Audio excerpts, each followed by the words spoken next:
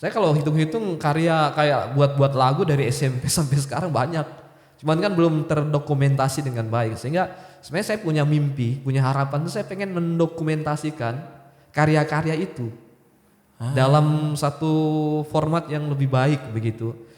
Dan itu adalah satu aset lah, artinya aset intelektual ya, Kekayaan kekayaan intelektual. seni itu. Tapi kan sampai sekarang belum memang ya ada mimpi, ada impian untuk bisa mengembangkan itu. Kini bukit telanjang, semua hewan menerjang, melihat mendung di negeri kami. Karena memang bagi saya bahwa pewartaan melalui media, melalui lagu itu adalah salah satu pewartaan yang sangat efektif juga untuk menyampaikan pesan di sana. Di balik hal-hal biasa tersimpan makna yang terdalam. Mari kita simak. Para sahabat, jumpa lagi di Bukan Ngobrol Biasa.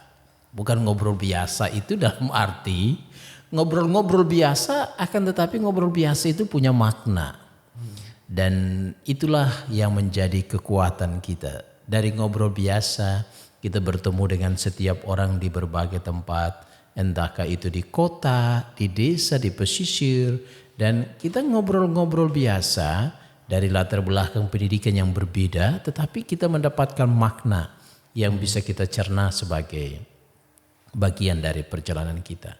Senang sekali kali ini kita kedatangan tamu yang tidak asing. Mau bilang asing, sama sekali tidak asing. Bilang tamu juga. Mau bilang tamu, sementara dia ada juga di setiap ngobrol kita. Akan tetapi dia tidak tampak di layar. Hanya saja peranannya itu begitu penting. Mengapa? Karena dialah yang mengatur semuanya, men-setting seluruh alat, lalu mengedit dan lain sebagainya. Terkadang itu orang-orang yang di belakang itu punya peranan yang lebih penting. Dan mereka lah yang menyebabkan sebuah acara itu terjadi. Kali ini kita hadir bersama dengan pastor, ya lebih enak sebenarnya kita panggil pastor. Pastor Alexander Sisko MSC. Halo Pastor Sisko, apa kabar ini? Luar biasa baik. Sehat-sehat ya. Sehat ya, pastikan. Kita selalu dalam keadaan yang sehat, itulah yang paling utama. Investasi dalam kehidupan yang paling utama. Ya. Kesehatan ya, kita lihat wajahnya dari tadi. Kesehatannya, wajahnya kelihatan sehat atau seperti orang sakit ya sekarang ini? Wajahnya sehat. Ya, dia seorang yang pemusik, jadi setiap hari dia membawa irama musik dalam kehidupannya. Dan pasti pancaran musik itu kadang-kala di ganggang dia menyanyi, di berbagai tempat dia menyanyi sejak bangun pagi. Saya kayaknya nggak pernah nyanyi di gang. Ganggang di rumah induk ya. Ganggang itu ada di laut, ganggang kan. Oke. Ya, para sahabat, ini kita bincang-bincang sedikit dengan Pastor Sisko. Saya lebih suka memanggil Pastor Sisko. Kadang-kala orang memanggil dia Romo Sisko. Ada yang memanggil Bosko. Macam-macam lah ibu kota. Itu gara-gara perang Ukraina dengan Rusia. Iya, jadi dia panggil Moskow. Romo Sisko dijadi Moskow atau Romsis. Romsis ya. Ada Mosis ya, Mosis. Tapi kan sudah ada Moses yang diploid juga. Iya. Jadi Romo Sisko itu Pastor Sisko itu apa yang kurang lebih bisa kita ceritakan pada kesempatan ini. Ada istilah Latin itu poeta nascitur non fit. Artinya penyair itu dilahirkan, bukan dibuat. Berarti sebenarnya kita bisa melihat bahwa penyair-penyair, penyanyi, seniman-seniman itu sudah berangkat dari keluarga, latar belakang masa kecilnya. Dan ada orang tertentu yang mungkin sesudah besar baru dia mulai menyukai, atau masa tua baru dia menyukai. Tetapi ada begitu banyak orang yang sudah dilahirkan sejak kecil sudah menyukai musik. Bagaimana Pastor Sisko bisa memaknai ungkapan Latin tadi? Iya, setiap pribadi itu pasti lahir dari sebuah keluarga kan.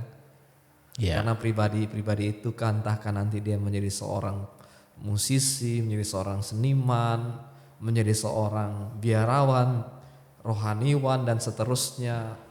Pasti semuanya lahir dari suatu keluarga dan saya percaya bahwa keluarga itu juga turut membentuk ya masing-masing orang gitu dengan kontribusinya, entahkah itu secara genetik ataupun juga barangkali ada lingkungan dari kultur juga, sosial masyarakat itu turut membantu untuk membentuk sebuah pribadi. Ya, seperti tadi dikatakan dalam pepatah bahasa Latin bahwa ya seorang seniman itu ya pasti lahir dari sebuah keluarga. Keluarga yang seperti apa? Apakah keluarganya juga itu dalam keluarga itu juga ada pribadi-pribadi yang dalam tanda petik juga adalah seniman begitu kan? Ya, kira-kira Pastor Sisko, ini kita lebih spesifik lagi. Boleh Pastor Sisko bercerita berasal dari kampung mana? Iya. Dan bagaimana pertumbuhan di tengah keluarga itu yang memungkinkan Pastor Sisko bersentuh awal dengan musik ini? Baik, saudara-saudari, Bapak Ibu umat beriman yang terkasih di mana saja Anda berada, saya memperkenalkan diri dulu. Ya. Saya Romo Alexander Sisko, MSc. Tadi Pastor Patris bilang Pastor Sisko Alexander. Sekarang pakai Sisko Alexander terserah. Alexander Sisko juga bisa atau Sisko Alexander juga bisa. MSc. Iya, bisa berubah-berubah ya. Berubah-ubah. Ya, saya dari Kalimantan Barat, dari Pontianak. Tapi masih jauh lagi sekitar 4 atau 5 jam ke arah utara, dekat Bengkayang. Bengkayang itu satu kabupaten yang berada di bagian utara Provinsi Kalimantan Barat dan berbatasan langsung dengan Sarawak, Malaysia Timur. Malaysia. Di situ ibu kotanya Kuching. Jadi kalau pergi ke Kuching, kayaknya jarak ke Kuching lebih dekat ya. Kurang lebih ya, karena dia udah agak ke utara kalau lihat di peta itu sehingga kebanyakan orang di sana ya perginya ke Malaysia, ke Kuching begitu kalau ada segala hal yang terkait dengan ya urusan kesehatan. Kebanyakan orang ke Kuching kalau sakit dibandingkan ke Jakarta karena harus menyeberang pulau kan. Kalau di sana kan satu daratan. Satu daratan. Ya, kemudian untuk terkait dengan produk-produk, kebanyakan saya masih ingat waktu kecil itu kita lebih banyak mengkonsumsi produk-produk dari Malaysia. Begitu. Bahkan siaran-siaran televisi waktu itu waktu masa kecil itu lebih banyak kami nonton siaran-siaran Malaysia, kayak TV 1, TV 2, TV 3. Dari Malaysia itu. Iya, siaran Malaysia. Karena waktu itu kan cuma ada TPI, RCTI, TVRI gitu kan, tidak seperti sekarang. Siaran televisi banyak sekali channel-channel, bahkan ya lebih maju lagi, nggak pakai YouTube sekarang. Itu lebih luar biasa. Ya. Jadi itu asalnya dari Kalimantan Barat, Pontianak, tepatnya di wilayah kabupaten antara Kabupaten Landak dan Kabupaten Bengkayang. Jadi unik. Kampung saya itu sebenarnya Nama kampungnya apa dulu? nama kampungnya itu Semade. Semade. Iya, Semade. Semade. Seperti mata dewa. Seperti mata dewa. Semade. Hanya apa ya lelucon aja sih itu kan kayak Semade. Akronim apa? Semade, seperti mata dewa. Ada makna Semade itu. Ada. Itu maknanya Semade itu sebenarnya kata semedi. Oh, Semedi. Ya, saya cuma dengar dari cerita-cerita orang tua, katanya dulu pada zaman kerajaan-kerajaan ada hubungan dengan, mungkin ya nggak tahu lah, ada cerita-cerita seperti itu masih dalam hubungan kerajaan Majapahit atau apa, banyak beberapa orang katanya datang untuk bersemedi, untuk ya cari kekuatan lah begitu di tempat itu. Itu berarti di tempat itu ada kemungkinan, ada tempat yang memungkinkan orang bersemedi, berarti ada gunung, ada gunung, ada sungai. ya. Ada sungai, gunung. Oh, Ada air terjun juga. ada air terjun. Iya. Ya. Jadi ya kalau di dalam kalangan suku Dayak, karena saya orang Dayak, secara khusus Dayak Kendayan, tapi dari etnis Banyadu. Banyadu itu bahasanya, penuturan Banyadu itu juga nggak terlalu banyak ya penuturan Banyadu dibandingkan Baahe. Baahe itu banyak dan dia dipakai sebagai bahasa persatuan orang Dayak di Kalimantan Barat. Ya itu dianggap sebagai satu tempat yang punya keramat gitu kuat. Ya itu aja sih, hanya sekedar informasi. Itu dari data cerita Iya, penuturan lisan. penuturan lisan dari orang-orang tua gitu. Sehingga zaman-zaman dulu, zaman-zaman kerajaan orang mau semedi supaya memperoleh kekuatan ya pergi ke situ. Berarti perjumpaan tadi kan disebutkan dari suku Batak, tetapi Batak, orang Dayak Batak. Enggak, sorry. Gimana? Itu bisa diedit ya. Nggak Dari apa-apa lah suku ini. dari suku Dayak ya, dari suku Dayak, lalu dari suku Dayak ini tadi kan mengatakan itu semedi, berarti pada masa itu ada orang dari Jawa yang datang ke kampung ini berdasarkan penuturan lisan itu ya. Iya, penuturan lisan. Jadi memang tidak ada tulisan-tulisan tentang peristiwa itu, tapi saya dengar penuturan lisan dari salah satu pemangku adat di kampung begitu. Dia pernah cerita, saya tanya, kan saya juga penasaran dong. Ini kenapa sih kampung ini disebut nama Semade gitu kan? Iya, ya itu penjelasan yang sempat saya dapatkan. Ya nggak tahu ya, artinya saya cuma dapat informasi seperti itu dari salah seorang yang juga berperan dalam adat istiadat di sana.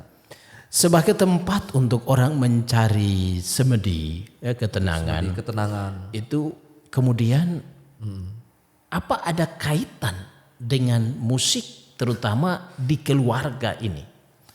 Apakah orang tua mengembangkan ataukah profesi orang tua sehingga memungkinkan misalnya ayah atau ibu yang menyukai musik sehingga Pastor Sisko juga menyukai musik dari kecil? Silakan. Ya kalau dihubungkan apakah ada hubungan ketenangan lalu dengan musik? Ya menurut saya sih kita juga bisa menikmati musik itu dengan sungguh-sungguh. Ya karena musik itu kan juga adalah alunan jiwa dalam suasana ketenangan. Tetapi juga ada ekstrim yang lain bahwa juga orang bisa menikmati musik dalam suasana yang jedak-jeduk. Kayak aliran-aliran misalnya aliran techno, aliran EDM atau aliran rock, aliran ya yang metal itu kan terlalu bising tapi juga bisa dinikmati sebagai sebuah keindahan gitu. Jadi ada dua aliran, ada yang lebih soft, ada yang lebih klasik, ada yang lebih tenang. Nah itu dalam ketenangan. Tapi ya harus diakui juga bahwa musik di Kalimantan, khususnya musik orang Dayak itu lebih soft. Musik-musik yang teduh, musik-musik yang tenang. Ya kalau dengar misalnya lagu-lagu Dayak atau musik instrumen suku Dayak ya biasa saya kan main sape kan. Itu petikan-petikan itu kan menghantar orang untuk boleh mengalami ketenangan, bisa relaksasi kalau mendengarkan itu. Iya. Berarti seharusnya kita bisa mendengarkan sape kali kesempatan ini ya. Harusnya, tapi saya nggak bawa sape. Tidak siap sape ya. Iya. Nantilah pada kesempatan edisi lain. berikut ya. Saya kembali lagi persentuhan atau pertemuan Pastor Sisko di tengah keluarga dengan musik ini, apakah lebih kuat ayah atau ibu? Ya kembali lagi tadi, saya belum menjawab pertanyaan apakah keluarga juga punya peranan dalam keberadaan saya saat ini sebagai seorang yang menyukai atau mencintai musik, begitu ya. Tentu ayah saya itu juga adalah seorang musisi ya bagi saya, karena dulu saya dengar cerita dari tante dari orang-orang kampung. Ayah saya itu juga dulunya pemain band gitu. Main musik, dia pegang gitar, main gitar. Bahkan saya dengar dari tante saya waktu dia masih bujangan belum menikah, dia suka buat gitar sendiri begitu. Dia memang ya sekarang kan memang profesinya sebagai seorang tukang. Dulunya guru matematika, fisika, kimia, dia suka belajar pelajaran eksakta gitu. Lalu kemudian pada satu masa dia kemudian berhenti dari profesinya sebagai guru karena dia merasa jadi guru itu terikat dengan tugas di sekolah, akhirnya dia kemudian menjadi tukang kayu, menjadi ya artinya membangun rumah, gereja, apalah semua. Kayaknya rumah-rumah yang ada di kampung itu banyak deh itu hasil karya dari bapak saya. Termasuk gereja yang ada di Stasi juga. Itu saya masih ingat waktu masih kecil saya lihat dia gambar lalu dan dia yang merancang, dan gereja itu masih ada, belum direnovasi. Ada renovasi sedikit-sedikit sih, tapi tidak secara signifikan, tapi bentuk yang aslinya masih berdiri sampai sekarang gereja itu. Jadi begitu, dari ayah saya ada darah, ya artinya darah seninya ya. Kemudian kalau dari mama saya itu memang dia nggak main musik, tapi mama saya itu kan dulu kan dia kan seorang guru agama juga, guru agama, katekis, tapi juga PNS. Dia apa ya? Dia itu seorang guru tari.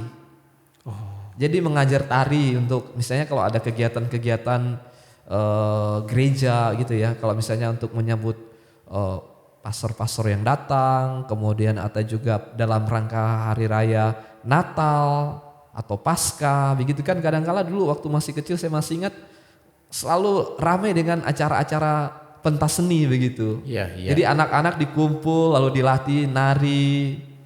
Termasuk saya juga dulu pernah latihan tari, kami anak-anak yang laki-laki ada perempuan juga nari juga. Ya kayak nari dengan satu musik ya lagu anak-anak. Saya masih ingat. Lalu kemudian ada apa ya? Dia juga latih nyanyi, khususnya lagu-lagu gereja kan. Dia dirijen. Mama saya itu dirijen juga. Ya, terus kayaknya menular dalam tanda petik, diturunkan deh ke kami ya anak-anaknya. Saya bisa main gitar, nyanyi juga. Kadang-kala nari waktu dulu sih masih malu-malu, tapi sekarang sudah enggak tahu malu, kalau disuruh nari bisa. Biar sedikit-sedikit. Kemudian adik saya yang laki-laki di bawah saya, Leo, itu juga bisa main gitar. Dulu kami waktu kecil itu kan waktu masih SD, adik saya masih SD, saya sudah SMP.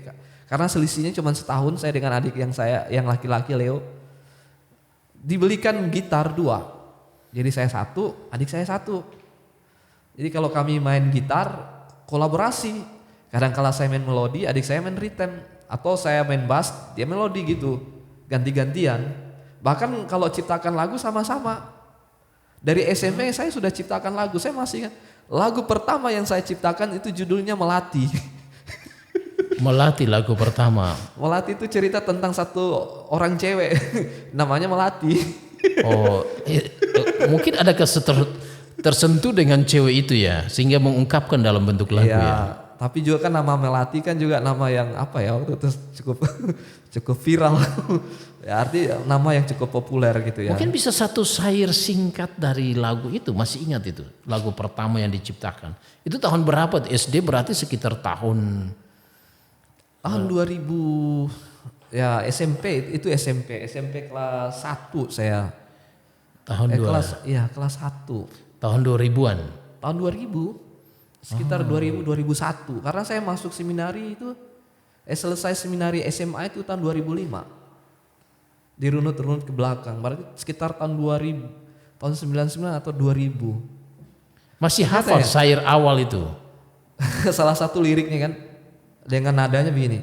Melatiku yang indah, ku ingin kau kembali padaku esok hari, demi cintaku padamu, gitu. Wah, masih ingat.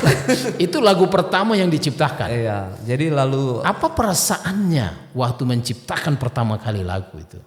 Ya, yang pasti senang, happy, karena bisa membuat sebuah karya. Kok bisa ya gitu, menciptakan lagu itu.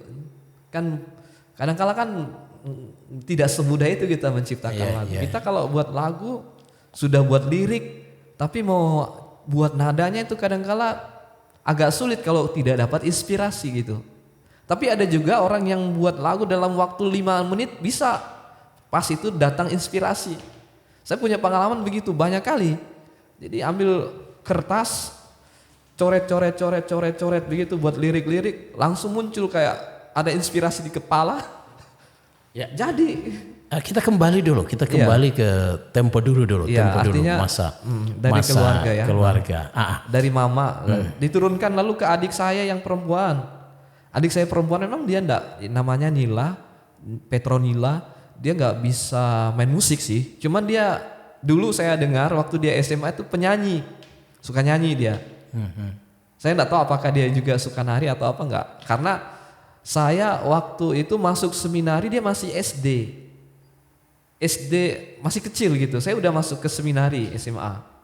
Lalu saya pergi ke Manado lagi, udah nggak tahu lagi. Apalagi waktu itu kan tidak seperti secanggih zaman sekarang.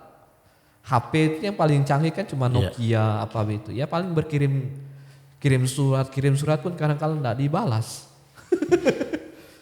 Sangat jauh kan.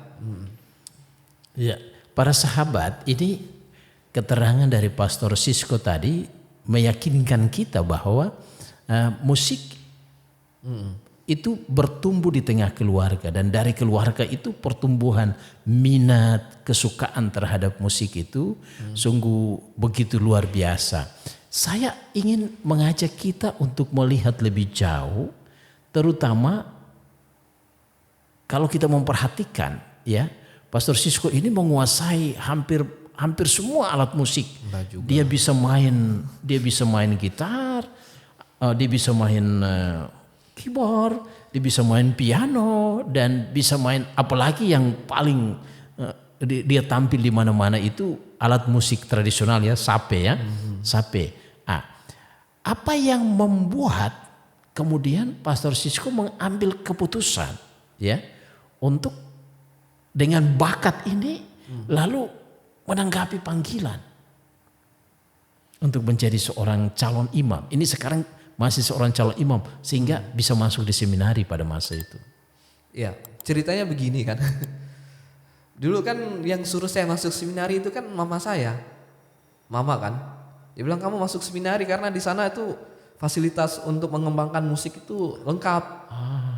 Jadi di sana ada band, ada drum band, pokoknya kalau yang berhubungan dengan musik pasti bisa ya dikembangkan dengan baik lah gitu. Karena di sana juga kan ada kursus yang kami waktu itu ada kursus main organ di seminari, ada pembimbingnya itu saya masih ingat rektor kami waktu itu Pamong Asrama waktu itu Pastor Mayong Kapusin, dia juga kan jago main piano, main organ gitu kan. Ya artinya ada dukungan juga sih dari keluarga, terutama dari mama waktu itu menyarankan untuk masuk seminari gitu. Lalu kemudian apa lagi ya, sebenarnya saya juga punya bakat waktu kecil itu, selain di bidang musik itu saya juga melukis dulu, gambar ada. Melukis. Iya, saya suka menggambar, melukis apa. Masih lukisan saya cuma di triplex begitu, saya lukis. Itu saya waktu kali lalu pulang saya bilang, masih ada ini lukisan itu. Padahal saya rasa jelek tapi nah itu kan memang tidak saya kembangkan lagi sampai sekarang, tapi saya kembangkan dalam bentuk desain grafis.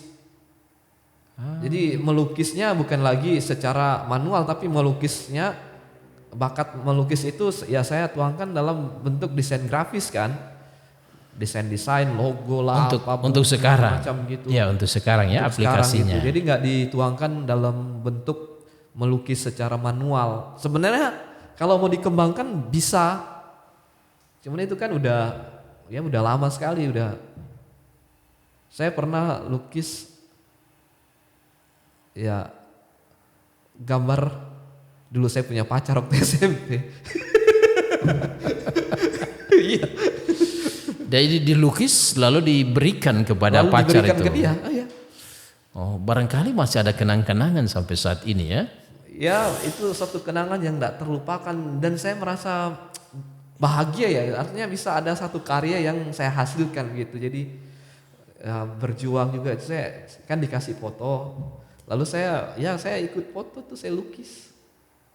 Tapi pakai pensil gitu, Ya. lukisan. Itu berarti selain seni musik ya, seni lukis juga ya dikembangkan dan itu ada di bakat.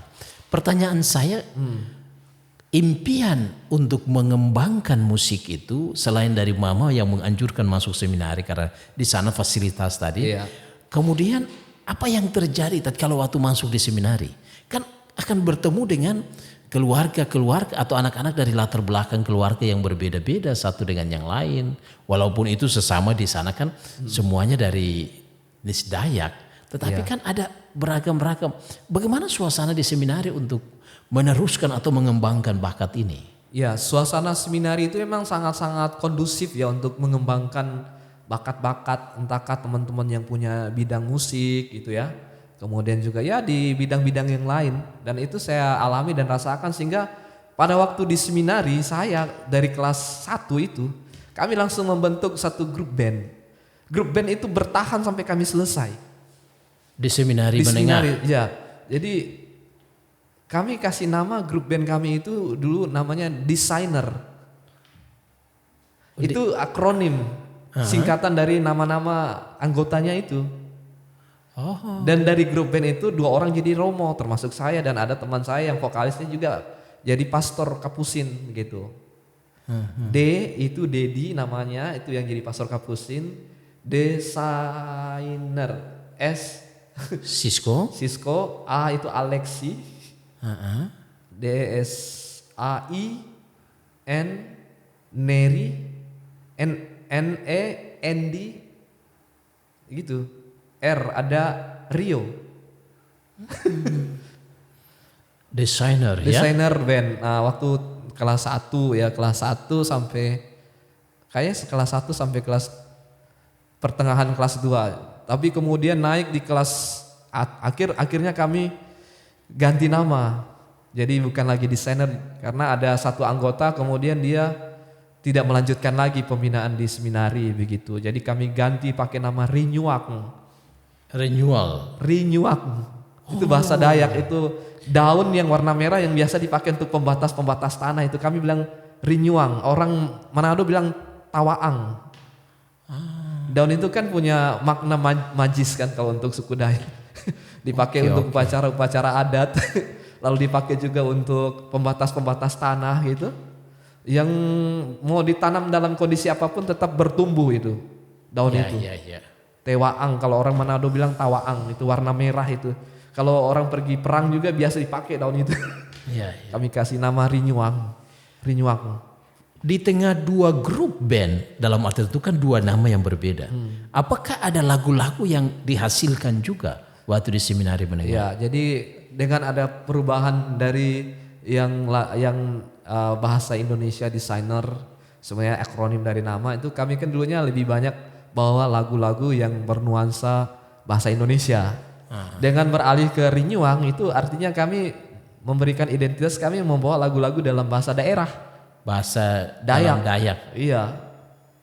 Itu berarti lagu-lagu yang diciptakan lebih banyak lagu-lagu Dayak. Dayak juga, tapi ya sebenarnya 50-50 sih. Saya kalau hitung-hitung karya kayak buat lagu dari SMP sampai sekarang banyak. Cuman kan belum terdokumentasi dengan baik, sehingga sebenarnya saya punya mimpi, punya harapan tuh saya pengen mendokumentasikan karya-karya itu dalam satu format yang lebih baik begitu. Dan itu adalah satu aset lah, artinya aset intelektual ya, kekayaan intelektual, seni itu. Tapi kan sampai sekarang belum memang ya ada mimpi, ada impian untuk bisa mengembangkan itu. Berarti semasa di 2 band itu sudah ada lagu-lagu Dayak ya, Dayak dan lagu Indonesia juga ya. Iya benar.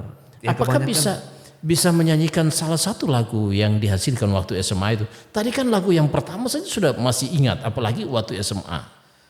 Iya, lagu waktu SMA banyak ya, artinya kami buat genre musik kami itu kan tidak pakem dengan satu aliran musik, tapi genrenya itu ada yang kadangkala pop rock, slow rock, bisa atau aliran punk rock atau rock gitu ya. Lebih bagus kita dengarkan itu yang slow rock ya, apalagi berkaitan dengan ketenangan. Ada satu lagu yang saya ciptakan kembalikan indah alamku. Boleh Ini kan mungkin cocok juga untuk situasi sekarang, khususnya kondisi alam di Kalimantan yang ya kalau sekarang ini banyak penebangan terjadi di mana-mana sehingga hutannya udah gundul gitu ya. Bisa dijanjikan itu yang Coba saya yang bisa dengan main gitar ya. Sebenarnya bagus juga kalau main sape ya, tapi ya kesempatan lain. Untuk edisi kedua ya. Iya. Nah, ini lagunya judulnya Kembalikan Indah Alamku.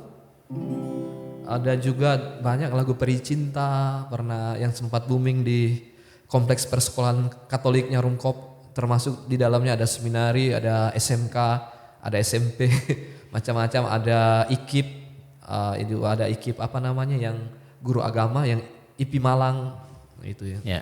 Berarti ini yang keindahan alam dulu ya.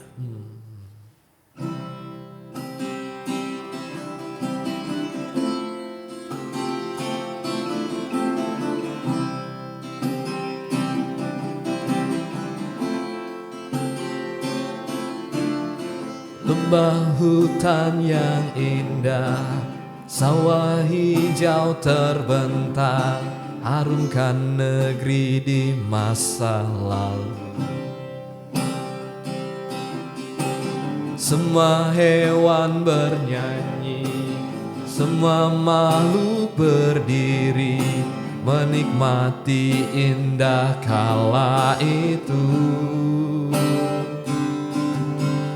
Tetapi Mega bertanya, semua hari tertawa, melihat mendung di negeri sana. Kembalikan semua indah alamku dan wujudkan harum segar negeriku. Kembalikan gerak nafas alamku dan sadarkan semua jiwa negeriku.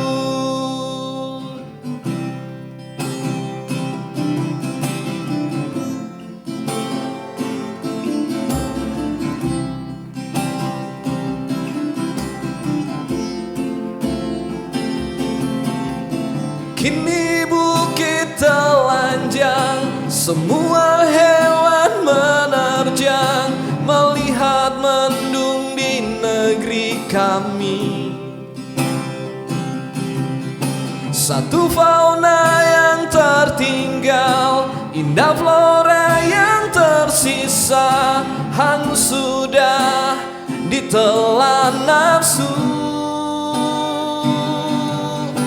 Dan semua rakyat jelata, kemiskinan pun meraja akibat keserakahan ini.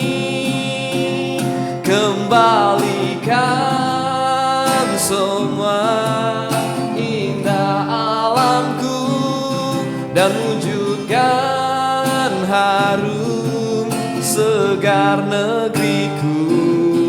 Kembalikan gerak nafas alamku dan sadarkan semua jiwa negeriku. Wah, luar biasa. Ini lagu kritik saya tersentuh dengan lagu ini, syair-syairnya, dan saya suka kembali ke masa Pastor Sisko sebagai anak SMA.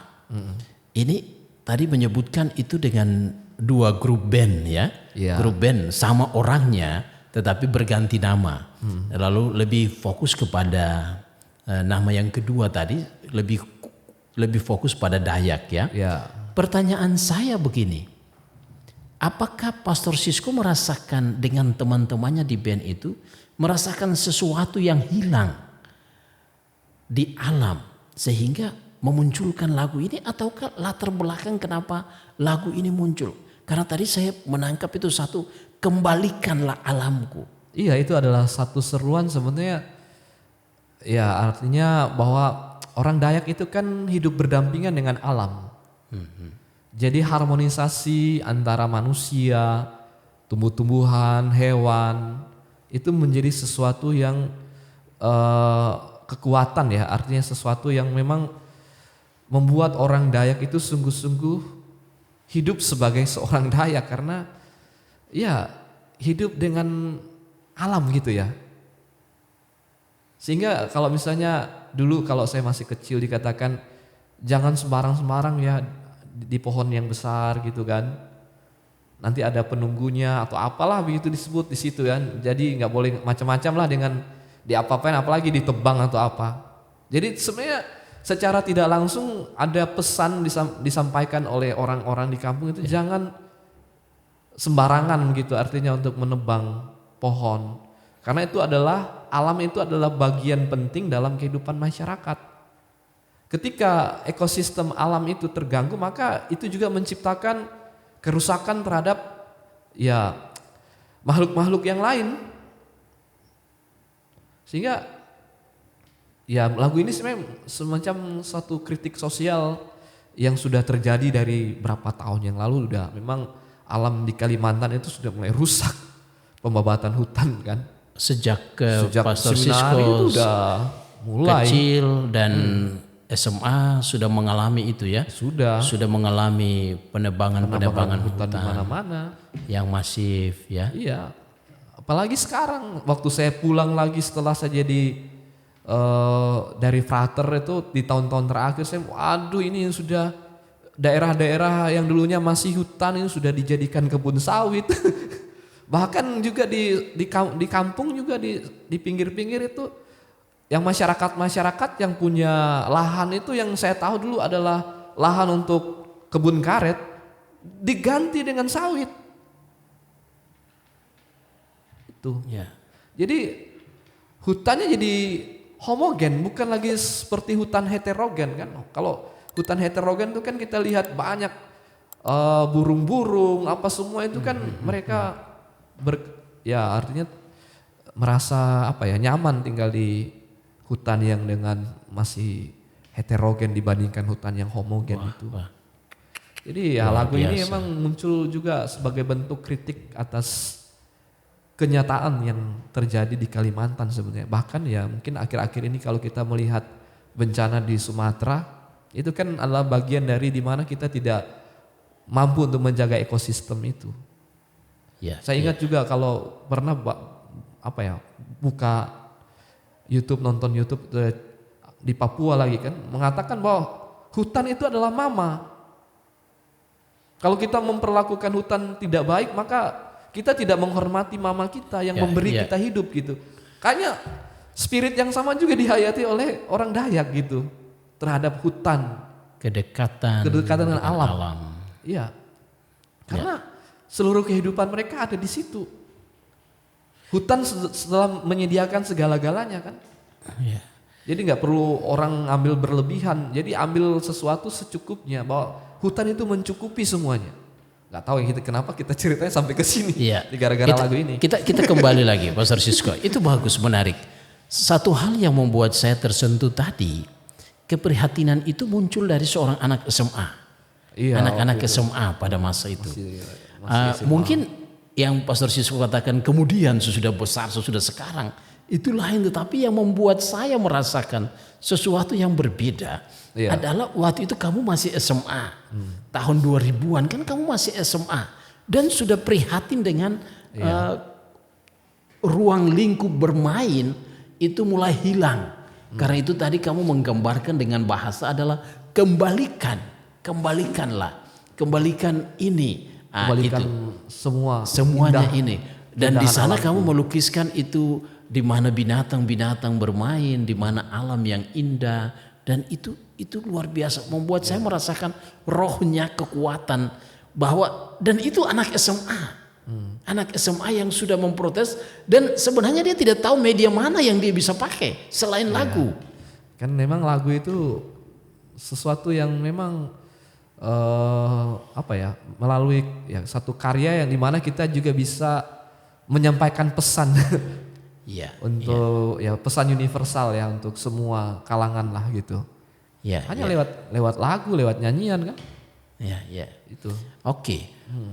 Para sahabat, ini menarik ini. Kita bincang-bincang dengan seorang yang menyukai musik sejak kecil dan musik itu dipakai dengan teman-temannya, memakai musik itu sebagai alat untuk menyuarakan kondisi yang Menyuarakan suara hati kondisi yang terjadi di tengah masyarakat. Ya, cuman Dan ya kita tidak tahu sejauh mana efektivitas suara lewat musik pada masa itu. Iya. Tetapi zaman sekarang ya cukup kuat kalau kita menyuarakan lagi lewat musik, terutama lewat lagu-lagu dengan menyuarakan kondisi masyarakat. Iya. Saya ingin Pastor Sisko, apa yang menggerakkan Pastor Sisko terutama dari anak SMA ini kemudian memilih untuk dalam arti kutip keluar dari Dayak, ya, keluar dari lingkungan Kalimantan, apalagi memilih bergabung di kongregasi misionaris Hati Kudus, dan itu kongregasi mondial yang akan berjumpa dengan teman-teman dari daerah-daerah lain. Apa yang menggerakkan? Ya, yang menggerakkan yang saya alami sendiri sih pasti itu adalah suara dari Tuhan sendiri yang memanggil ya. Awalnya kan memang saya tidak ada bayangan sama sekali bahwa saya akan menjadi seorang romo seperti sekarang kan. Kok bisa gitu kan, ketika ditabiskan kan saya juga kadang-kala kaget-kaget, kagum juga sih, di satu pihak terpesona juga dengan satu karunia yang besar bagi saya. Jadi artinya ketika saya memilih untuk menjadi seorang imam kan artinya saya punya kesempatan untuk lebih banyak lagi bisa menyuarakan suara-suara ya yang mengangkat hak hidup banyak orang seperti itu, yang memperjuangkan kebenaran, keadilan, meskipun memang sekarang ini ya belum terlalu terasa ya, karena kebanyakan saya kan berkaryanya lebih banyak di belakang layar seperti itu. Jadi ya saya merasa bahwa mungkin lewat jalur seperti ini, lewat jalan imam ini menjadi satu kesempatan, menjadi satu cara Tuhan juga bisa memakai saya untuk bisa mempromosikan nilai-nilai kehidupan. Ya.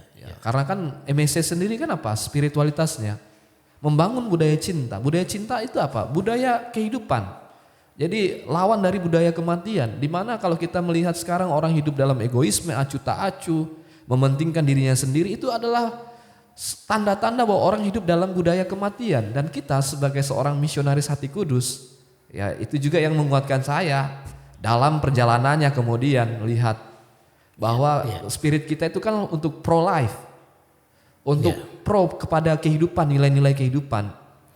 Oke, Pastor Sisko, kita kembali pertanyaan saya tadi. Ya. Kemudian memutuskan masuk MSC dan meninggalkan Dayak, meninggalkan Dayak untuk pergi menjalani pendidikan dan bertemu dengan teman-teman dari latar belakang yang berbeda. Sejauh mana kemampuan musik ini dan itu mewarnai pertemuan yang multicultural ini? Nah disitulah letak bahwa ya saya semakin diperkaya malah. Kalau saya waktu itu tinggal di Kalimantan, berarti ya ruang lingkupnya hanya di situ, kan? Jadi saya merasa beruntung sebenarnya ketika saya bergabung dengan MSC, dan waktu promosi tentang MSC di seminari juga saya begitu kayaknya cocok ya ini karena dengan segala latar belakangnya, dan justru saya merasa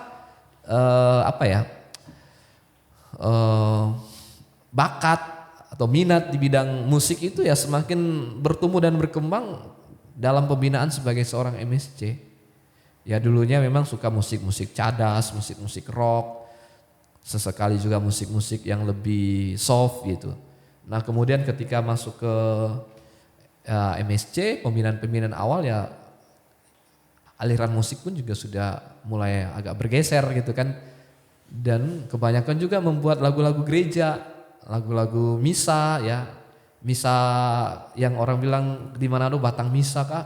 lagu Ordinarium itu yang satu paket, Kyrie, Gloria, Sanctus, kemudian Agnus Dei itu saya ada ciptakan sekitar 4 lagu misa. 2 bahasa Latin dan 2 bahasa Indonesia. Apakah selain dalam bahasa Latin ya bahasa Gerejani, tetapi lagu-lagu yang kemudian muncul dari pertemuan budaya tadi. Misalnya dulu kan menciptakan khusus untuk di lingkup Dayak. Sekarang apakah Pastor Sisko menciptakan yang lagu-lagu irama Minahasa, irama ada. daerah-daerah perjumpaan itu? Ada. Kan lu pernah saya buat lagu misalnya Misa Vita Consecrata, Misa Hidup Bakti itu yang sering dipakai di skolastikat oleh frater-frater kalau ada acara kaul kekal. Itu iramanya kan irama Minahasa, tapi pakai bahasa Indonesia. Oh, coba bisa dicoba untuk pakai irama Minahasa kalau Pastor Sisko masih ingat. Aduh, gimana itu?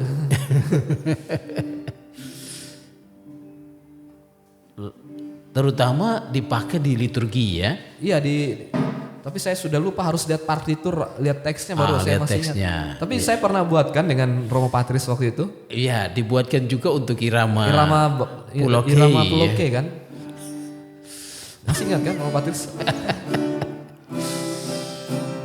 Tuhan kasihanilah kami, kasihanilah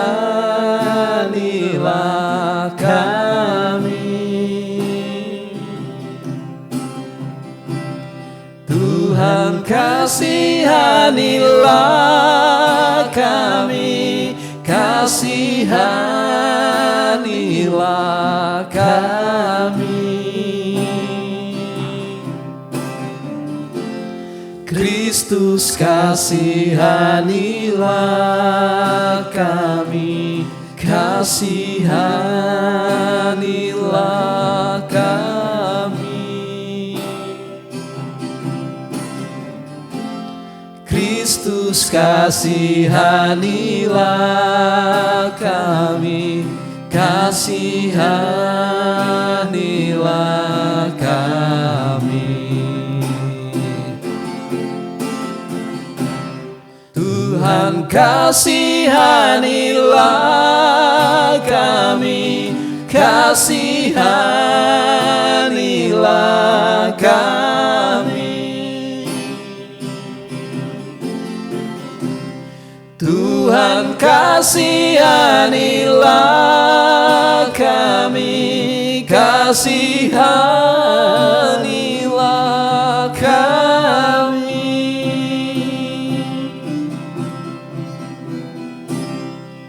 Iya, ini salah satu ya. Selain itu ada yang dalam irama Minahasa juga kan disampaikan.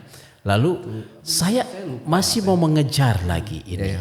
Kira-kira pertemuan, perjumpaan dengan budaya-budaya lain ini memperkaya, kemudian juga menjadi inspirasi untuk menghayati lagu-lagu yang kemudian diciptakan kemudian. Iya. Apa yang terjadi sebenarnya yang merubah, apalagi dulu kan SMA lebih fokus ke lagu Dayak dan umum. Nah sekarang sudah apalagi pendidikan di Manado, lalu perjumpaan dengan berbagai multicultural ini. Sampai saat ini apa yang Pastor Sisko alami, rasakan terutama dalam menciptakan lagu? Jadi artinya saya semakin diperkaya banyak referensi. Jadi kalau dulu kan hanya referensinya mungkin lagu-lagu yang bertemakan tentang ya kehidupan orang-orang di Kalimantan kan. Nah sekarang kan kalau membuat lagu referensinya udah semakin banyak karena saya bisa mengenal suku Jawa, ada Sulawesi, ada Papua, ada Maluku, Toraja, macam-macam kan. Jadi artinya semakin diperkaya yang saya alami.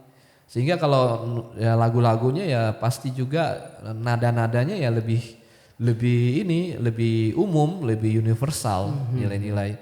Bahkan kalau misalnya membuat lagu dalam suku dengan nada-nada dari daerah-daerah tertentu kan tetap harus ada riset, harus ada penelitian dia punya nada-nada khasnya itu apa sih gitu kan. Kayak saya buat lagu Misa Vita Consecrata Hidup Bakti itu, ya saya sering juga bagaimana tuh lagu-lagu Minahasa itu nada-nadanya dia juga pentatonik misalnya. Kayak ya Kalimantan juga pentatonik tapi dia tidak ada nada fa dan si. Do re mi sol la do gitu kan lagu-lagu Kalimantan. Tapi kalau lagu-lagu Minahasa itu ada fa dan si kan. Si na, na. Misalnya ku si do si la la sol sol.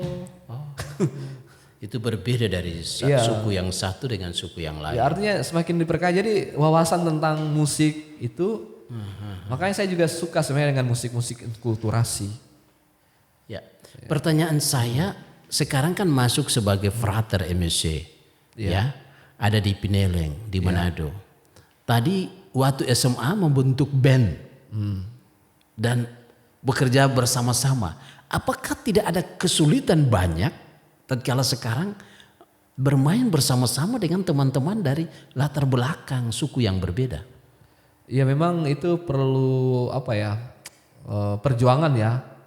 Yang namanya kita baru datang ke tempat yang baru itu ya perlu penyesuaian. Tapi saya sendiri merasa tidak terlalu sulit untuk menyesuaikan. Artinya bahwa kita perlu membuka diri dan juga perlu yang namanya kerendahan hati. Kita juga mau belajar. Mau belajar diperkaya oleh kebudayaan dari teman-teman yang punya ya dari latar belakang suku yang berbeda. Saya prinsipnya tuh dalam menjalani kehidupan panggilan ya saya tahu waktu itu bahwa saya keluar dari Kalimantan berarti saya harus siap untuk belajar sesuatu yang baru dari teman-teman, sesuatu yang positif tentunya. Kebudayaan atau hal-hal yang baik. Karena tujuannya kan untuk memperkaya. Semakin diperkaya kan berarti kita semakin banyak perbendaharaan yang kita punya. Yang nantinya pasti akan bermanfaat dalam reksa pastoral, dalam karya-karya pastoral. Perjumpaan dengan teman-teman Iya. di komunitas itu, lalu apakah peranannya bukan hanya menjadi pencipta lagu, tetapi apakah ada peranan mengkoordinir atau bahkan melatih teman-teman dari daerah-daerah lain, dari suku-suku lain, Ada. dari multikultur yang baru datang bergabung sama-sama sebagai MSC pada masa itu? Iya, saya ingat waktu masih di postulat ya. Karena kan saya memang bersyukur karena Tuhan memberikan satu talenta saya bisa main gitar. Lalu kemudian kan saya juga lihat ada teman-teman lain yang ya artinya mereka juga ingin main gitar tapi tidak ada yang memfasilitasi. Maka saya waktu itu punya inisiatif ya dengan beberapa teman, ya kita buat satu tutor sebaya aja gitu. Kita bentuk satu kelompok musik yang main gitar, ya saya latih gitu. Ya puji Tuhan bahwa ada teman-teman di akhir pembinaan tuh yang dulunya nggak tahu main gitar, tiba-tiba bukan tiba-tiba tapi kemudian bisa menjadi orang yang bisa main gitar, walaupun nggak terlalu mahir, tapi setidaknya untuk menghibur diri sendiri nyanyi apa gitu, main gitar sendiri oke gitu. Ya contohnya misalnya Pastor Yongki itu kan salah satu hasil dari tim yang dimana waktu itu dibentuk untuk sebagai tutor sebaya untuk bermain gitar. Iya. Jadi akhirnya peranannya lebih bukan hanya sebagai pencipta lagu, pemain musik, tetapi juga sebagai pelatih di tengah teman-teman ya. Jadi semakin melibatkan banyak orang kan itu semakin baik kan. Ya, Jadi kalau artinya kita bisa menularkan sesuatu yang positif kepada orang lain itu kan membahagiakan tentunya. Apalagi kita bisa melihat bahwa hasilnya itu ada. Ya. Nah kemudian di novisiat kemudian kami juga membentuk satu grup band lagi. Oh di novisiat. Iya. Namanya apa itu di Noka. novisiat? Apa? Noka Noka. Band itu novisiat Karanganyar. Nah di situ juga banyak lagu-lagu yang tercipta, tapi lagu-lagu yang lebih sifatnya ya ada nuansa-nuansa religius gitu.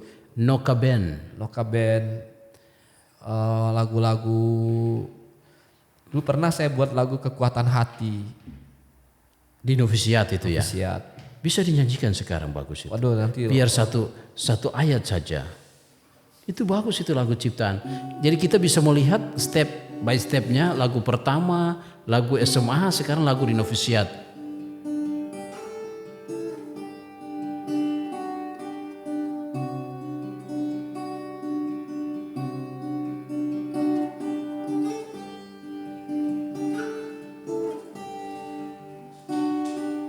Apabila hati kita mulai bicara,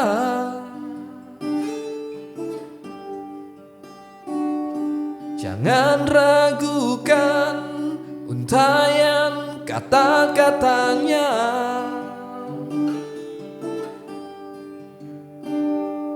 Karena tiada dusta yang meraja,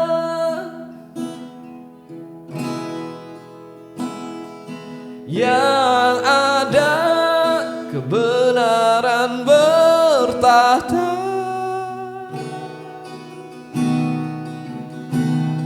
Coba bayangkan dirimu tak punya hati.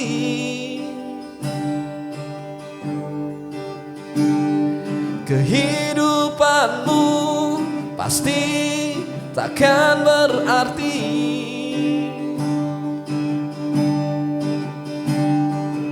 Percumalah hidup di dunia ini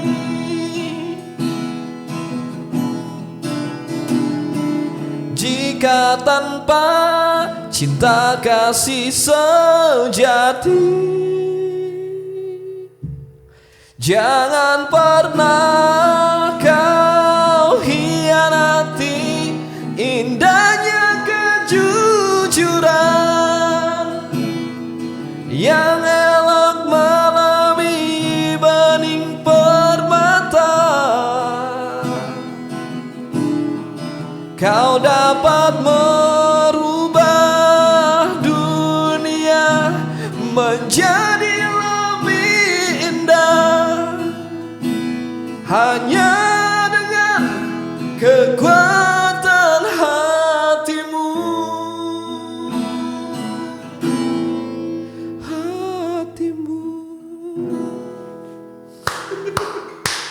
Salah Luar satu. biasa. Ini lagu ini juga cukup rumit karena akordnya pindah-pindah gitu. Banyak dari do sama dengan G tiba-tiba berubah menjadi do sama dengan G, do sama dengan E. Iya. Jadi dari do sama dengan G kemudian bermodulasi ke do sama dengan E. Waktu itu diciptakan sebagai frater ya. Ya. Frater yang baru pertama belajar lebih mengenal MSC dalam spiritualitas hati. Ya. Saya tangkap di kata-kata tadi kan berkaitan dengan kejujuran hati, berkaitan dengan apa yang dialami dalam proses pembinaan di novisiat sehingga sampai pada kata itu lebih menyentuh. Ya kita kan di pembinaan awal sebagai novisiat itu kan mulai ditanamkan nilai-nilai spiritualitas hati kan sebagai seorang MSC, di mana nilai-nilai itu ditanamkan dalam diri kita, kemudian dikristalisasi dengan suatu saat nanti sebagai misionaris hati kudus ya kita memang akan mewartakan nilai-nilai itu, hidup dengan hati. Kemudian bayangkan kalau orang ya tidak punya hati dalam kehidupan, apa yang akan terjadi? Ya. Ya, contohnya ya seperti sekarang, suara hati ada tapi tumpul, sehingga tidak peduli lagi dengan kondisi orang mau meninggal ribuan pun sepertinya tutup mata. Itulah situasi-situasi di mana orang sudah tidak punya hati lagi. Nah kita kan sebagai MSC kan selalu menyadarkan banyak orang, mari kita hidup dari kualitas hati. Hati kita seharusnya hari demi hari diubah. Sehingga doa Yesus itu doa yang selalu kita ucapkan pada saat adorasi kan biasanya. Jadikanlah hatiku seperti hatimu, atau mungkin dalam bahasa yang lain bahwa kehadiran kita menjadi hati Allah bagi orang-orang di tengah-tengah dunia. Jadi sebenarnya kalau saya membuat lagu itu selalu ada pesan moral yang mau disampaikan. Karena ya bayangkan dari SMA itu sudah bisa menciptakan lagu-lagu yang punya pesan moral, dan itu diteruskan tentu warnanya berbeda. Kalau dulu kan konteksnya tentang lingkungan alam kan, nah ini konteksnya ya dalam semangat spiritualitas hati kan. Sudah lebih jadi kekuatan hati, jadi judulnya tadi kekuatan hati. Jadi jangan pernah engkau mengkhianati indahnya kejujuran yang melebihi indahnya bening permata. Kamu dapat merubah dunia menjadi lebih indah itu hanya dengan kekuatan hatimu. Itu bagian referennya. Itu berarti yang ingin ditonjolkan adalah kekuatan hati. Iya. Ya, dan itulah yang sebagai seorang frater sesudah novisiat, sekarang kita ingin menggali lebih jauh sebenarnya ya.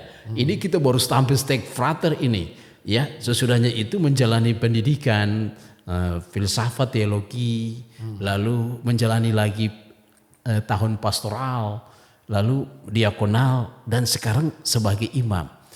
Kurang lebih dalam proses perjalanan tadi bagian awal Pastor Sisko katakan bahwa ada puluhan lagu-lagu yang sudah diciptakan dalam perjalanan ini. Apakah bisa bercerita manakah pengalaman-pengalaman yang menyentuh dalam perjalanan-perjalanan sebagai seorang calon imam sehingga bisa ditabiskan, lalu ditabiskan imam, lalu di sana kemudian nampak dalam lagu-lagu yang kemudian dihasilkan.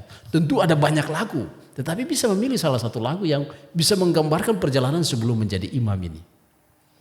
Wah, kalau buat lagu tentang panggilan banyak sekali sih sebenarnya lagu yang mengisahkan tentang perjalanan ya sebagai seorang yang terpanggil, kemudian setelah dipanggil tapi juga dipilih, karena banyak juga yang dipanggil tapi sedikit yang dipilih kan begitu. Kayak kami kan masuk novisiat postulat 39 orang, bayangkan 39 frater, bahkan ada satu kamar 22 orang termasuk saya dulu. Saya satu kamar dengan keponakannya Pastor John Lefteu, Elias Lefteu, waktu pembinaan di postulat itu kan. 2 orang. Satu kamar 2 orang karena saking nggak ada tempat waktu itu. Jumlah kami seharusnya ada 42. Cuman yang datang 39, 3 orang dari Hokeng nggak datang. Seminari Hokeng waktu itu. Lalu kemudian dari ke novisiat 30 orang kan jumlah yang sangat banyak sebenarnya. Novis ada 30. Pada waktu yang sama, di tahun yang sama, di kongregasi OMI itu kosong. Mereka bingung, kok kalian dapat calon bagaimana? Begitu kan. Nah dari novisiat kemudian ke skolastikat 22 orang. Selama pembinaan dari tingkat 1 sampai tingkat 4 ya satu persatu berguguran dengan banyak faktor ya. Ada mungkin juga karena nilai, ada hal-hal yang lain, ada yang minta mundur. Akhirnya kami sampai ke tingkat 4 yang menulis skripsi ada 15 orang. Tapi satu orang kemudian dalam perjalanan itu kemudian meminta untuk menjadi bruder. Sekarang Bruder Fendi berkarya di Maluku Utara, dulunya frater mungkin tingkat 3 atau tingkat 2 atau tingkat 3, lalu dia meminta untuk menjadi bruder gitu kan. Ya artinya setelah itu kan dia untuk keluar menjalani pembinaan sebagai bruder kan. Lalu kami sisa ber-9. Yang masih ada 14. Lalu kemudian yang berangkat pastoral 9. Dari 9 kemudian balik pastoral 9. Jadi kaul kekal 9. Tabisan diakon 9 dan tabisan imam 9. Tapi kemudian dalam perjalanan waktu ya kami sisa ber-9 tambah 1 bruder, berarti imam tinggal 8 karena 1 orang sudah pergi ke rumah Bapa mendahului kami. Ya. Romo almarhum.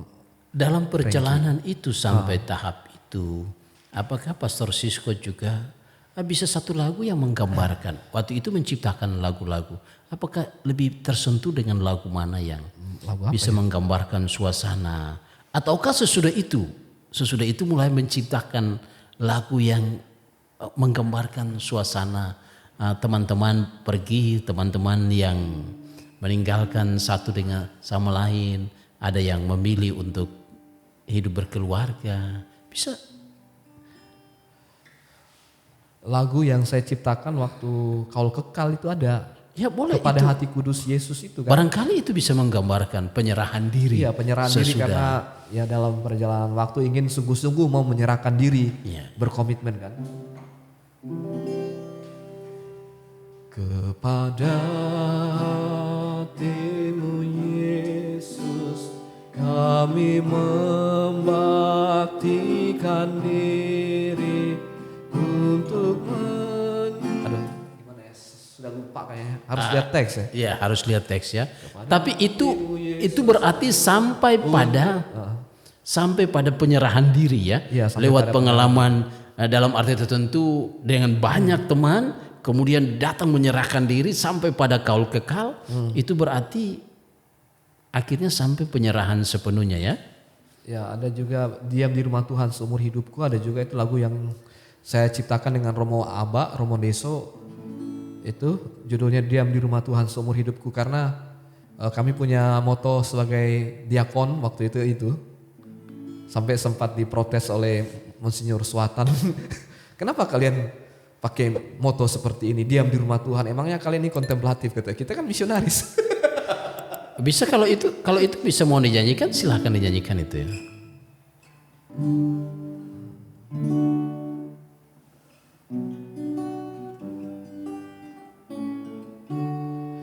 Satu hal yang ku pinta kepadamu Tuhan, diam di dalam rumahmu seumur hidupku untuk menikmati indahnya kebaikanmu Tuhan dan mensyukuri nikmatnya. Kemurahanmu, alangkah bahagia hatiku bila bersamamu, takkan kekuranganku. Biar badai melanda, ku tak takut akan bahaya, sebab engkau besertaku. Itu salah satu lagu di tengah puluhan lagu yang lagu-lagu yang saya selama dihasilkannya. Scholastic itu termasuk produktif ya. Produktif Karena ya. kami juga kan sebagai frater itu kalau nyanyi di Kapel Seminari Tinggi di Pineleng itu kan ada kecenderungan untuk kita nanti minggu depan kita mesti bawa lagu baru lagi gitu kan. Jadi kita ciptakan entah itu lagu misa atau lagu proprium, lagu kayak lagu persembahan, lagu pos komuni itu banyak. Termasuk Romo Simon Manumpil juga sebagai teman, rekan juga di mana kami berkarya untuk menciptakan lagu gitu. Kalau mau tampil nanti minggu depan atau 2 minggu depan ini Skolastikat nih mau tampil, kita buat lagu. Nah, dulu kan di seminari di Skolastikat kan ada kelompok-kelompok tuh. Kelompok-kelompok minat bakat. Jadi saya masuk di KSA. Kelompok studi amatur, kelompok khusus untuk frater-frater yang mau mengembangkan minat di bidang seni, musik, estetika dan liturgi kan. Sebagai animator itu seni musik SKSA kelompok studi amatur, animator musik liturgi dan estetika amatur itu. Ya. Oke, Pastor Sisko. Sekarang kita masuk di tahap berikutnya adalah di saat musik itu, keterampilan ini dipakai untuk bagian dari pewartaan sebagai seorang imam. Tahun ini sudah tahun keberapa sebagai imam ini? Ini menuju ke 10 nanti. 10. Ya kan udah di akhir tahun ini. 10 tahun. Berarti beranjak ke 11 ya? Beranjak ke 10 ini. Beranjak ke 10. 9 tahun. 10 18 sebagai tahun sebagai MSC, 10 tahun sebagai imam. Sejauh mana Pastor Sisko mengalami bahwa kemampuan musik ini membantu dalam pewartaan dan pelayanan di tengah umat dan masyarakat, juga dalam pewartaan dan pelayanan di tengah kongregasi secara khusus untuk penyebaran spiritualitas Hati Kudus? Ya, saya merasa bahwa lewat seni ini juga menjadi suatu artinya sarana yang cukup strategis lah untuk pewartaan ya. Artinya mereka yang dikaruniai kemampuan di bidang seni, musik, nyanyi, itu bersyukurlah bahwa diberikan, karena nggak semua kan kita diberikan karunia-karunia seperti itu. Jadi kalau bagi saya ketika saya diberikan bakat di bidang seni, di bidang musik, berarti saya juga bertanggung jawab untuk membagikan bakat itu kepada orang lain. Karena kan tujuannya apa?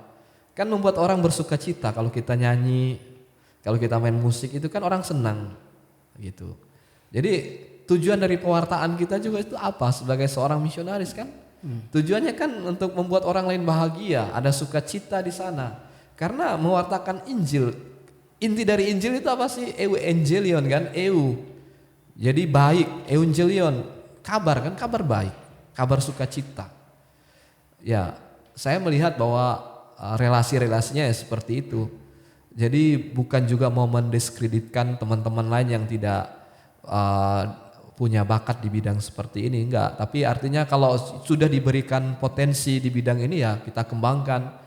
Karena itu juga pasti sangat bermanfaat, sangat berguna untuk karya pewartaan. Khususnya juga untuk masuk ke dunia anak-anak muda.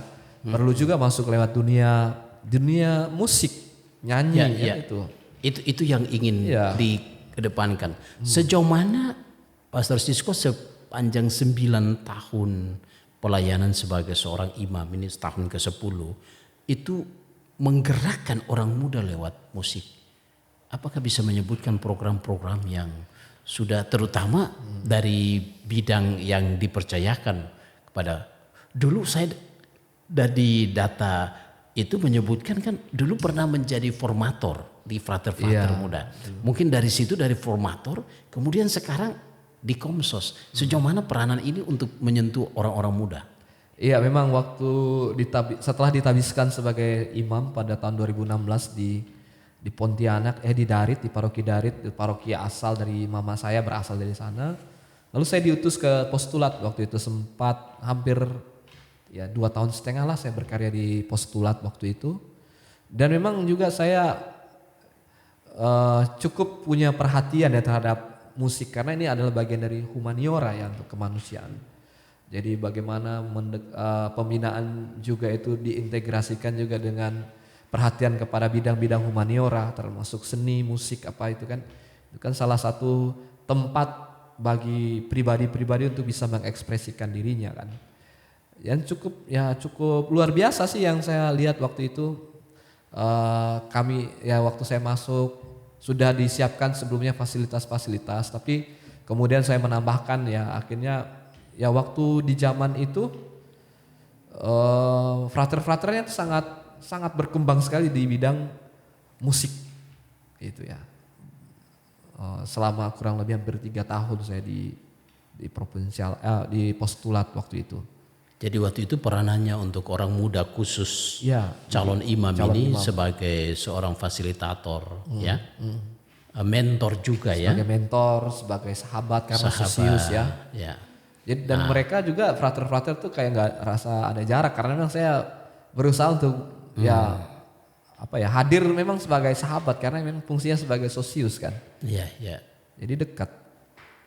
Kemudian sesudah itu kan berperanan di bagian Komsos. Sejauh mana musik dan segala jenis perangkat modern, teknologi modern ini, sejauh mana Pastor Sisko menghayati ini sebagai bagian dari pewartaan untuk menyentuh bukan hanya orang muda, tetapi juga keluarga-keluarga?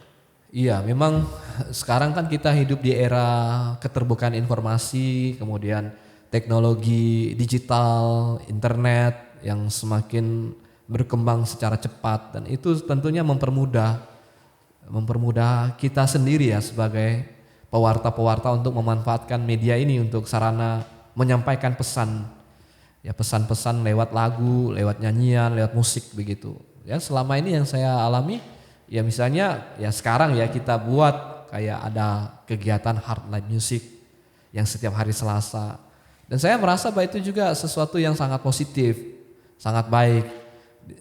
Pertama kita bisa menghimpun banyak orang untuk terlibat di situ, terutama untuk anak-anak muda juga kita memang berjuang untuk itu supaya mereka juga terlibat, supaya jangan pergi ke hal-hal yang tidak baik, hal-hal yang negatif. Jadi datanglah untuk bergabung dalam komunitas kita, mengekspresikan kehidupan kita kepada hal-hal yang positif lewat nyanyi kan, itu kan bagian dari untuk mengekspresikan jiwa kita, kemudian membuat kita bisa bahagia kan. Hati yang gembira itu adalah obat kan. Jadi sebenarnya satu lagi memang mimpi dari saya sendiri ya. Ini memang belum terrealisasi, tapi masih harapan. Harapan itu kan beda dengan mimpi ya. Kalau mimpi kadang-kala belum tentu terrealisasi, tapi kalau harapan itu pasti bisa akan terrealisasi itu kan. Harapannya itu untuk mengumpulkan karya-karya musik ya. Bukan hanya karya saya sendiri, karena saya tahu bahwa romo-romo di MSC itu banyak sekali yang punya bakat di bidang seni musik. yang pernah menciptakan lagu-lagu tapi kan belum terakomodir, belum dikumpulkan itu kan aset sebenarnya. Tapi belum diolah, belum dikembangkan. Dan itu ingin digabungkan Nah, ya, dikembangkan ya. Karena kalau kita bergerak hanya sendiri-sendiri kan kekuatannya ya biasa. Kalau kita bergerak itu bersama-sama maka kekuatannya akan lebih dahsyat. Kayak seperti lidi kan. Kalau cuma satu kan apa ya, kekuatannya bagaimana, kalau digabung jadi banyak, itu kumpulan lidi itu kan bisa punya fungsi yang lebih dahsyat. Gitu sebenarnya. Karena itu kolaborasi itu adalah sesuatu yang sangat penting di zaman sekarang. Dimanapun itu. Dalam iklim bisnis yang ditawarkan di dunia sekarang ini, itu adalah iklim kolaborasi. Bahkan juga dalam karya-karya pun kita perlu berkolaborasi. Karena itu juga kan ya saya sebagai MSC juga ya mau juga kadang-kala datang di acaranya Romo Yus. Karena kita mau berkolaborasi. Misalnya di Samadhi dengan teman-teman lain lah, artinya jadi tidak mengurung diri dengan komunitasnya saja. Jadi membuka diri bagi siapapun. Kelompok-kelompok kreatif lainnya. Belajar. Ya. Pastor Sisko, ini satu hal yang mungkin barangkali bisa menjadi refleksi, terutama seringkali orang berbicara tentang ars longa vita brevis, seni itu panjang, ya, dan hidup itu singkat. Berarti seni itu sepanjang waktu. Kalau kita perhatikan, ada orang-orang yang penyanyi-penyanyi itu mereka sudah meninggal, tetapi lagu-lagunya mereka tetap ada sepanjang masa, tetap abadi. Bahkan kalau referensi ini orang ingat, oh dulu siapa yang menyanyi. Itu berarti seni itu sepanjang masa. Sementara hidup itu singkat. Dan sejauh mana ini dihayati sebagai seorang misionaris hati kudus untuk terus berkarya dan menggerakkan orang untuk mari, tadi Pastor Sisu katakan berkolaborasi kerjasama ini. Ya.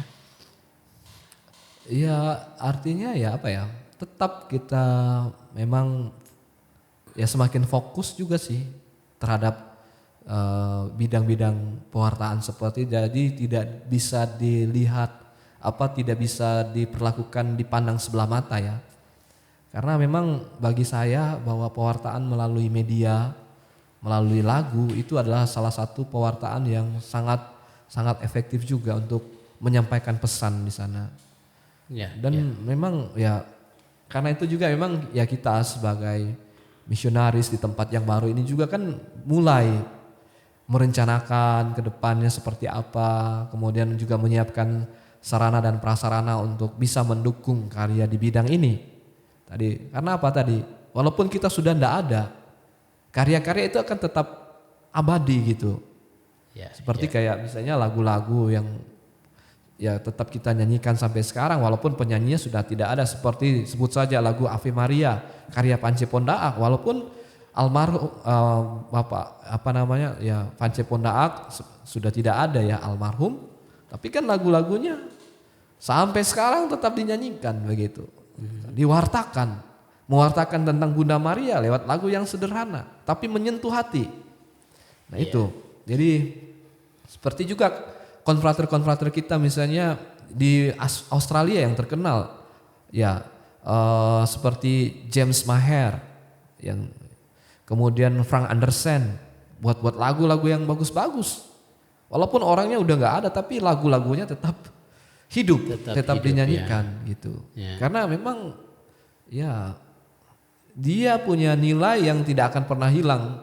Ada nilai universal yang tetap akan berada selama-lamanya dalam perjalanan kehidupan manusia, kan seperti kayak Tuhan sendiri bersabda bahwa langit dan bumi akan berlalu tetapi sabdaku tidak akan pernah berlalu. Begitu. Satu pertanyaan terakhir Pastor Sisko. Lagu itu ada banyak orang, banyak spiritualis juga mengungkapkan bahwa lagu itu juga mendukung komunal. Selain mendukung keheningan tadi, seperti dari kampung keheningan, lalu perubahan mental. Tetapi lagu itu juga mendukung komunal. Ada banyak komunitas-komunitas yang tatkala bertemu bersama-sama itu bernyanyi bersama dan itu menghidupkan komunal. Sejauh mana Pastor Sisko mengalami ini dalam tugas pewartaan, pelayanan setiap saat. Kan lagu itu memang menyatukan kan di mana-mana gitu. Sehingga kalau dalam gereja juga kan ada lagu untuk menyatukan kita. Karena ada ungkapan bene cantat bis orat. Jadi bernyanyi dengan baik sama dengan berdoa 2 kali. Jadi artinya ya semua pengalaman-pengalaman terkait dengan nyanyian itu adalah satu pengalaman yang sangat eksistensial sih bagi saya. Dalam perjalanan kehidupan manusia, bahwa melalui lagu kita bisa disatukan dari berbagai macam suku, bangsa dan latar belakang begitu. Ya, seperti kayak kita juga kan sebagai MSC kita punya lagu-lagu wajib atau lagu-lagu yang memang merangkul kita, meneguhkan kita sebagai satu kesatuan, sebagai misionaris hati kudus begitu kan. Ya, begitu. Oke, terima kasih banyak Pastor Sisko. Ini perbincangan yang cukup panjang. Tetapi saya senang, saya bangga bahwa menunjukkan peranan musik dalam perjalanan kehidupan seorang imam, dan musik itu juga membantu dia untuk tugas pewartaan. Barangkali untuk menutupi ini satu lagu Pastor Sisko ciptakan ya, yang sudah pernah ciptakan, yang paling menyentuh hati, yang di antara begitu banyak lagu, tentu semua lagu itu kadar disukai itu pasti sama, tetapi bisa saja ada 1 atau 2 lagu yang sesudah diciptakan, wah bangga sekali dengan lagu itu. Itu menutupi perjumpaan kita. Oh iya. Lagu-lagu yang saya ciptakan memang sih bagi saya sih berkesan karena kan lahir dari konteksnya masing-masing begitu ya, dengan hasil permenungan ya dari satu peristiwa yang barangkali bisa pilih salah satu saja yang bisa dinyanyikan sekarang. Ada lagu yang saya ciptakan judulnya apa ya? Dan bisa cerita konteksnya waktu itu diciptakan. Konteksnya, oh ya lagu. Saya juga buat satu lagu untuk teman perempuan. Nah itu. Itu waktu sudah jadi pastor atau masih frater? Belum. Oh, waktu masih SMA dulu. Masih SMA, SMP. Oke, bisa Nah, itu kayak lagu yang masih saya ingat sih sampai sekarang. Saya kok masih bisa ingat padahal udah puluhan tahun yang lalu gitu kan. Terekam dalam memori begitu kan. Berarti kan berkesan. Lebih berkesan. Oke, bisa itu dijanjikan sebagai penutup dari perbincangan kita. Tadi saya sudah lupa ya. Dijanjikan dulu baru bisa sebentar, siapa tahu ingat apa yang mau disampaikan.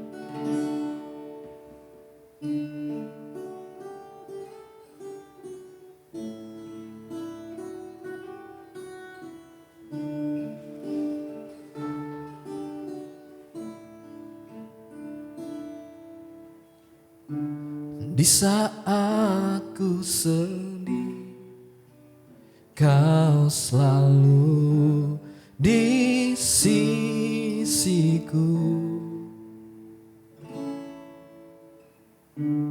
Di saat ku sendiri, kau selalu bersamaku. Aduh, sorry. Kau dan aku tetap setia.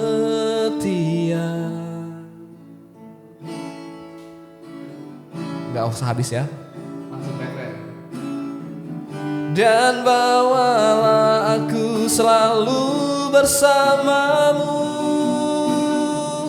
untuk ungkapkan semua isi hati.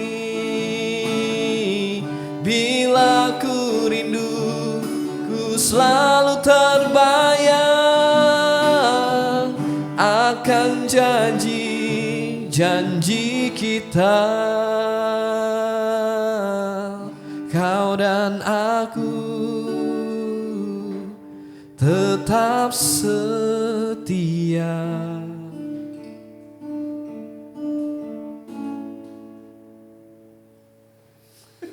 Iya, para sahabat, ini lagu-lagu menarik dan perjumpaan kali ini sungguh luar biasa. Bagi saya pribadi juga saya merasa luar biasa bisa mengangkat beberapa sisi dari seorang imam MSC muda yang bergerak terutama di bidang media komunikasi, tapi juga punya bakat yang lebih dari bidang musik, dan itu dipakai untuk pewartaan. Dan kita akan beberapa episode bersama dia karena ini masih ada lagi, kita harus mengulas tentang musik, terutama sape alat musik sape kita belum bincang-bincang tentang mengapa dia memilih sape sebagai alat musik terutama dari Kalimantan. Tapi ada banyak tema yang kita bisa bincang-bincang dengan Pastor Sisko, dan itu luar biasa. Mungkin ada kata-kata penutup dari Pastor Sisko sebelum saya menutup. Baik, pertama-tama saya ingin menyapa rekan-rekan muda ya. Rekan-rekan muda di mana saja teman-teman berada. Jadi pertama-tama kita perlu bersyukur kalau Tuhan memberikan kepada kita karunia-karunia atau talenta-talenta apapun itu. Jadi ya kalau Tuhan sudah menganugerahkan talenta atau bakat, jadi ya seperti dikisahkan dalam bacaan Injil, itu tidak boleh kita simpan. Tidak boleh kita kubur lagi, apalagi dikubur. Tetapi harus kita kembangkan. Karena kalau semakin kita kembangkan, Tuhan juga akan melipat gandakan talenta-talenta itu, sehingga jadi dengan talenta-talenta itu bukan hanya untuk kepentingan kita sendiri, tapi juga bisa kita bagikan untuk orang-orang di sekitar kita. Jadi bagi saya bahwa kalau sudah dianugerahkan suatu talenta, bakat, apapun itu, mari kita kembangkan sebagai bentuk kecintaan kita terhadap Allah yang telah memberikan talenta itu kepada kita. Dia mempercayai kita. Artinya suatu kehormatan bagi kita karena kita dipercayai. Ya, kita sudah diberi seperti ini. Dan itulah yang saya alami, bahwa kemudian dalam pelayanan juga kan, selain kalau dalam mengadakan misa itu, saya merasa selain kita mengadakan pujian, penyembahan, kadang-kala di akhir misa itu seringkali juga umat itu membutuhkan yang namanya hiburan gitu. Yeah. Dihibur, diteguhkan lewat nyanyian-nyanyian, apalagi kalau dalam keadaan duka. Kan dalam keadaan duka kan juga perlu yang namanya penghiburan, penguatan seperti itu. Yeah. Ya, caranya apa?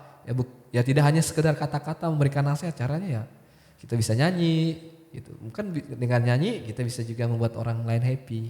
Yeah. Gitu. Luar biasa. Gitu. Jadi ya tetap semangat.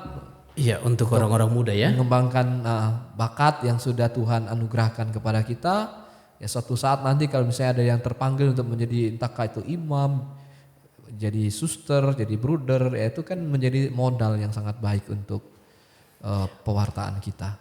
Mungkin juga Pastor Sisko bisa minta beberapa orang muda menjadi volunteer untuk kita bisa mengembangkan acara-acara orang muda ya. Jadi siapa tahu ada anak-anak muda juga yang mau bergabung ya, kita bersama-sama untuk mengembangkan karya di bidang karya pewartaan di bidang musik misalnya.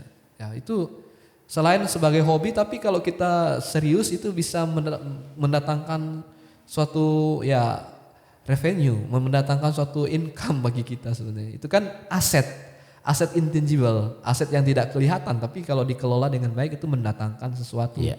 Berkat kan artinya setiap orang yang bekerja kan patut mendapatkan upah, itu kan sesuai dengan semangat kitab suci. Berarti untuk Anda orang-orang muda atau Anda punya kemampuan ya dalam bidang musik, mari bergabung, berkolaborasi. Kontak di Pastor Sisko saja untuk berkolaborasi sama-sama. Kontak-kontak ya. Oke, para sahabat ya, senang sekali. Terima kasih Pastor Sisko untuk edisi kali ini, dan kita yakin walaupun bukan ngobrol biasa, tetapi di balik ngobrol ini ada makna yang begitu luar biasa. Tuhan memberkati. Terima kasih. Para sahabat, ternyata hal-hal biasa itu punya makna untuk saya dan untuk Anda. Saya pastikan Anda juga punya.